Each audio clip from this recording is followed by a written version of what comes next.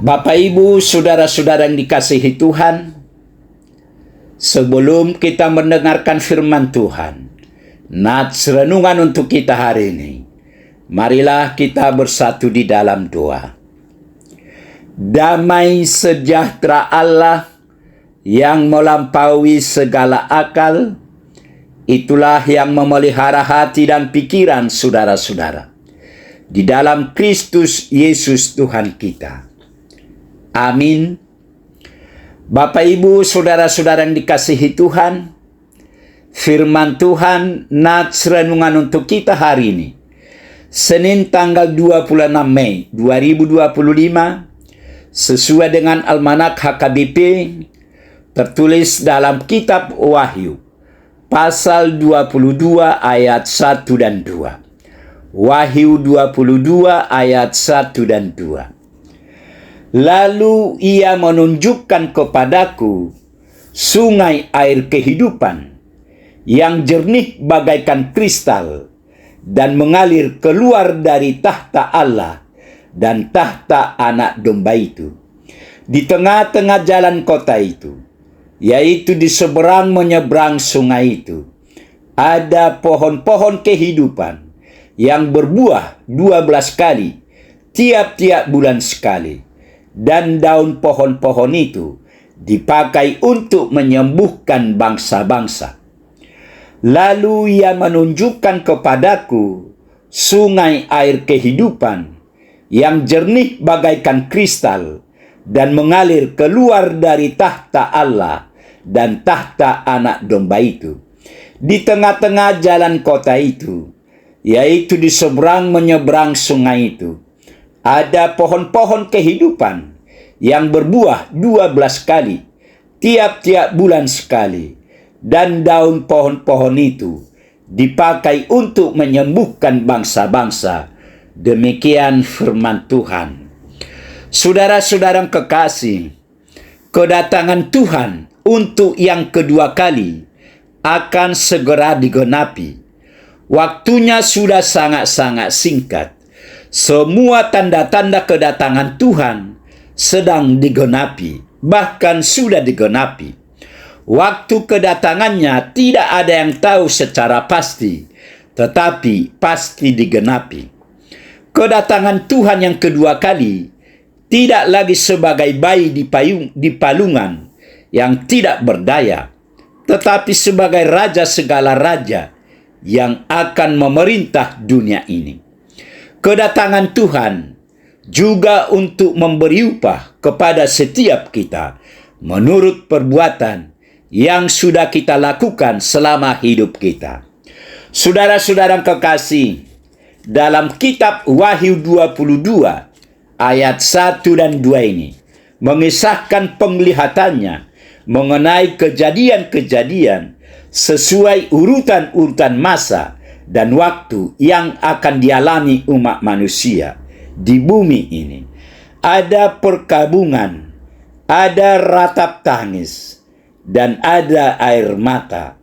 Itu adalah ungkapan penderitaan yang sangat dalam, yang sementara, dan akan dialami umat. Tetapi akan datang juga satu masa di mana semua yang menyesakan, yang menyedihkan, dan yang mendatangkan maut akan berakhir, yaitu dengan adanya sebuah dunia baru menggantikan dunia yang lama.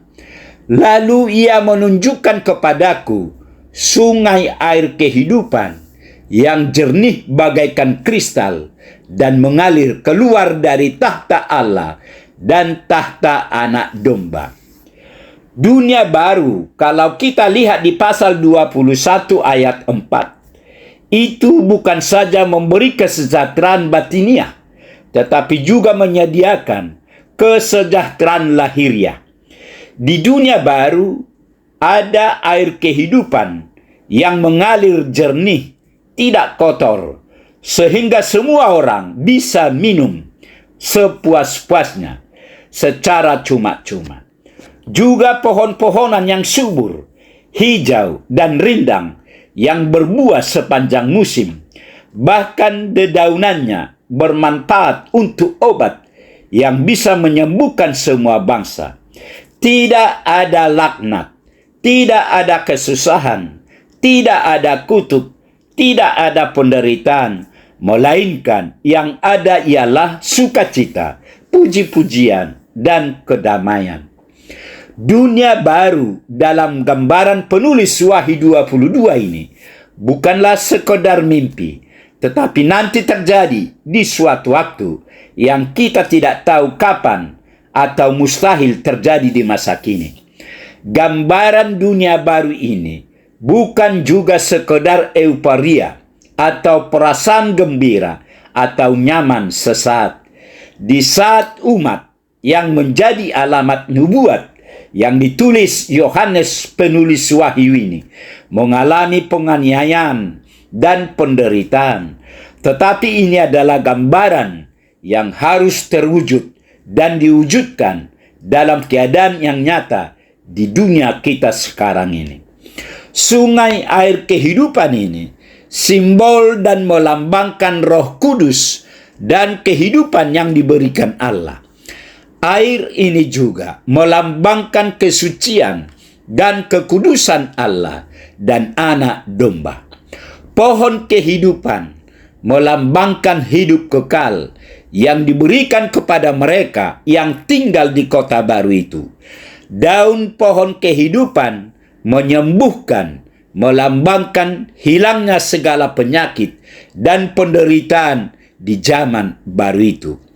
Pohon-pohon ini berbuah setiap bulan, menunjukkan bahwa kehidupan kekal terus berlangsung dan kebutuhan akan penyembuhan terus ada. Hal inilah gambaran yang akan terjadi pada waktu kedatangan Kristus yang kedua kali. Ada kehidupan kekal, ada penyembuhan, kehidupan kekal akan terus berlangsung, dan kebutuhan akan penyembuhan akan terus ada. Amin. Marilah kita berdoa.